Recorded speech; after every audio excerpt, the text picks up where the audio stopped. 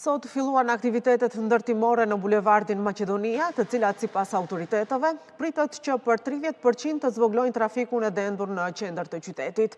Do të zbatohen edhe 4 fazat e para, për të cilave duhet të përfundojnë për 90 ditë. Kryetari i qytetit të Shkupit Orce Gjorgjevski tha se procedura e tenderit për fazën e dytë pritet të fillojë javën e ardhshme.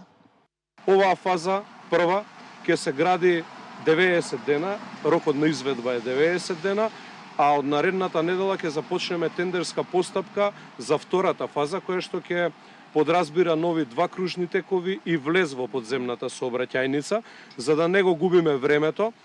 Ќе започнеме тендерската постапка, како што споменав, во наредните 10 дена и верувам дека веднаш по завршување на првата фаза ќе започнеме веднаш со реализација на втората фаза.